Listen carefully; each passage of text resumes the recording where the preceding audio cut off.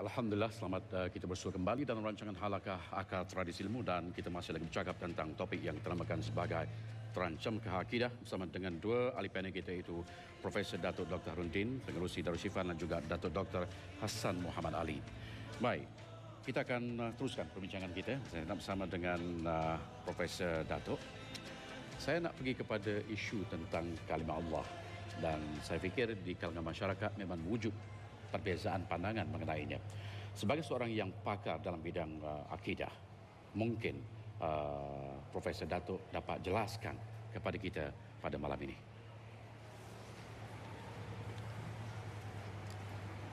Seluruh pengurusi muslimin muslimat yang dirahmati Allah sekalian, istimewanya Islam, dia adalah agama Allah. Dan Allah telah menamakan dirinya Allah. Bukan kita yang menyembah, yang menamakannya Allah. Tapi Allah berfirman, innani anallah fa'budni, la ilaha illa ana fa'budni wa aqimis salata li dzikri. Sesungguhnya aku, kata Allah, adalah Allah. Tidak ada Tuhan yang disembah dengan sebenar-benarnya melainkan aku. Sembahlah daku dan dirikan salat untuk ingat kepadaku. Ditambah dengan ayat yang selalu kita baca, Qul huwallahu ahad. Katakan kepada manusia, wahai Muhammad, dialah Allah yang tunggal, yang esa. Allah tempat semua makhluk bergantung memohon pertolongan daripadanya. Dia Allah, tidak ada anak dan tidak diperanakkan, dan tidak ada sebarang sekutu bagi Allah Subhanahu wa taala. Inilah Allah yang telah kita pilih dalam hidup kita, dalam akidah kita sebagai Tuhan yang kita sembah dengan sebenar-benarnya, dan sifatnya, gambarannya jelas. Sepanjang Al-Quranul Karim, dari seawal ayat Bismillah sudah ada nama Allah, sampai kepada akhir Quran ditaburi dengan ribuan kali kalimah Allah Subhanahu wa taala wujud, yang nak menyatakan Allah itu Allah yang sebenar disembah. Saya teringat ada surah dalam Al-Quranul Karim, nama surah Al-Mujadilah. Surah Mujadilah ada 22 ayat sahaja. Tapi dalam tiap-tiap ayat itu Allah taburkan namanya Allah. Ada sebanyak 35 kali disebut Allah berulang-ulang. Malah ayat yang pertama ada 4 kali Allah. Tidak ada satu ayat pun yang tidak ada Allah padanya. Atas itulah kita amat faham bahawa kalimah Allah ini adalah Allah yang sebenar yang kita sembah. Dia adalah khusus bagi agama Islam, yang dia merupakan suatu tonggak pegangan keyakinan kita kepada Allah ini, Allah yang tunggal, tidak berhajat kepada apa-apa pun yang akan membantunya, ataupun tidak ada sesiapa yang boleh menandinginya. Yang kita sebut selalu dalam huwallahu allazi la ilaha illahu. Dialah Allah. Tak ada Tuhan yang nak sembah melainkan dia sahaja. Maka Allah inilah yang kita pertahankan dalam kehidupan kita. Jangan disekutukan Allah Subhanahu wa taala. Allah pesan, u'budullah wa la tusyriku bi syai'ah. Sembahlah Allah Subhanahu wa taala dan jangan kamu syirik kepada Allah Subhanahu wa taala syai'ah, walaupun sedikit walaupun sekecil mana pun, jangan berlaku kesyirikan kepada Allah Subhanahu wa taala. Terima kasih Prof. Pegang baik-baik apa yang telah pun diperkatakan oleh Prof tadi, kerana itu merupakan perkara yang sangat jelas untuk kita berikan kefahaman kepada diri kita sendiri apabila kita bercakap tentang isu kalimah Allah ini. Baik, Dato', kalau kita lihat apabila kita mendengar seseorang itu murtad, apakah sebenarnya perasaan kita? Dan kalau berdepan dengan kes-kes murtad seperti ini, pada pandangan Dato', apakah di antara pelan tindakan memulihkannya dan langkah pencegahan?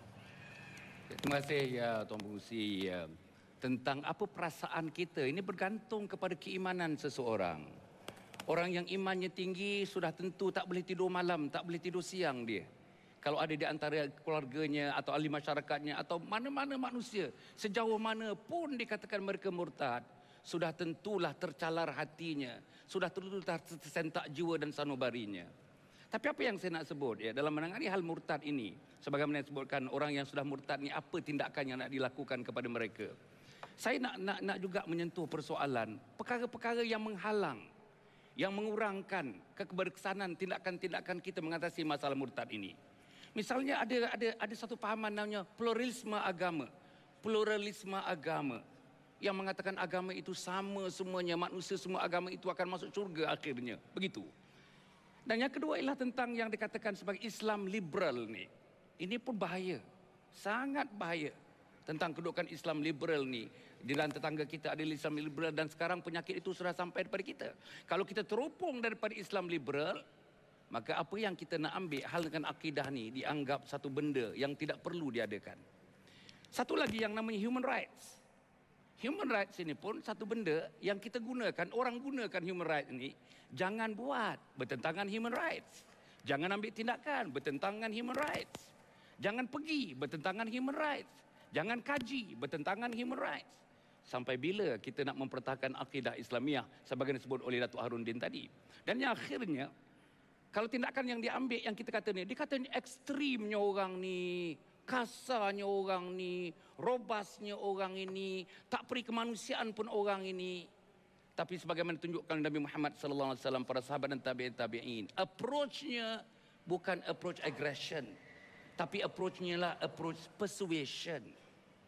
Dan ada masa-masanya kemungkinan persuasion plus aggression. Ada masa-masanya hanya persuasion saja, ada masa-masanya aggression saja. Tapi apa yang saya nak sebutkan tentang langkah-langkah yang perlu diambil. Langkah yang pertama ialah memahami psikologi mereka yang terlibat dengan murtad ini. Dan saya nak memberitahu tuan-tuan, psikologi mereka adalah psikologi yang tertindas. Psikologi mereka adalah psikologi yang terpinggir. Sebab mereka terdiri daripada ibu tunggal, mereka ini fakir miskin, mereka ini sakit merana. Ada teman-teman yang mendapat HIV, runtuh rumah tangga, terjebak dengan hutang. Artinya, orang yang terdedah dengan aktiviti-aktiviti yang ingin memesongkan akidah mereka, kebanyakannya terdiri daripada kumpulan ini. Yang kedua, kita kena dekati mereka dengan secara khusus dengan penuh kasih sayang.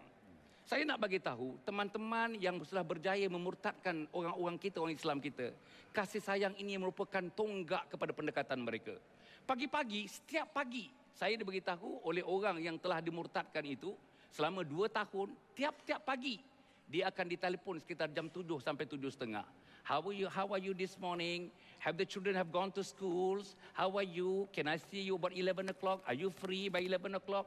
Dengan penuh kasih sayang diberikan kepada mereka, selain daripada bantuan-bantuan kewangan, bantuan moral, bantuan keyakinan dan sebagainya. Yang ketiga, dekati mereka, gambarkan harapan, berikan harapan yang lebih kepada mereka. Harapan bahawa Islam adalah penyelesaiannya, baliklah kepada Islam. Inna dina indallahil Islam, sesungguhnya agama yang diridhai oleh Allah itu adalah Islam. Wa raditu lakumul Islam madina, Allah meridhakan Islam itu menjadi pegangan kamu, peganglah dia. Kita kena yakinkan mereka. Bukan saja seorang kena meyakinkan, bertali arus, pagi diyakinkan, petang diyakinkan, malam diyakinkan, setiap minggu diyakinkan, setiap bulan diyakinkan. Yang ini sebenarnya kita tidak ada stamina dalam hal ini. Diperhatikan dengan mereka yang datang daripada Holland, daripada England, daripada Australia, daripada Amerika. Mereka sanggup hidup bertahun-tahun dengan masyarakat orang asli misalnya. Dengan jati diri yang begitu hebat. untuk sama-sama dengan tujuan tidak lain tidak bukan untuk memurtadkan orang Islam. Dan satu lagi yang pentingnya sekali ialah cara kita berdepan, cara kita mengendalikan program-program untuk menghidupkan suasana supaya mereka sedar, supaya mereka tidak terperangkap dengan gejala murtad, tidak lain dan tidak bukan. Pendekatan kita harus lebih baik daripada pendekatan mereka. Jati diri kita harus lebih baik daripada jati diri mereka. Ilmu kita mesti lebih baik daripada ilmu mereka. Keterampilan kita mesti lebih baik daripada keterampilan mereka. Dan sikap kita seharusnya mesti lebih baik daripada sikap mereka. Kalau ini dapat digabungkan, saya terlalu yakin. Dengan sumbangan tuan-tuan, dengan sumbangan saudara, dengan sumbangan pengurusi, dengan sumbangan Datuk Arundin, dengan sumbangan saya dan seluruhnya, kita dapat sekurang-kurangnya meminimalkan aktiviti-aktiviti memurtadkan itu. Terima kasih. Terima kasih yang berbahagia, Datuk. Itu tadi serangan, bentuk serangan yang sangat tersusun yang dilakukan oleh pihak-pihak tertentu untuk menghancur leburkan akidah orang-orang Islam itu sendiri. Dan seandainya kalau serangan demi serangan ini dibiarkan, fikirkanlah apakah yang akan bakal kita lalui. Dan mungkin inilah saat dan ketikanya harus kita merangka satu perancangan bagi menghadapi perancangan-perancangan yang sangat kuat getaran ini yang boleh menghancur leburkan kita. Baik muslimin dan muslimat yang dirahmati Allah sekalian, kita akan beristighfar dahulu. Kita akan sambung selepas ini. Halakah tak tengok rugi.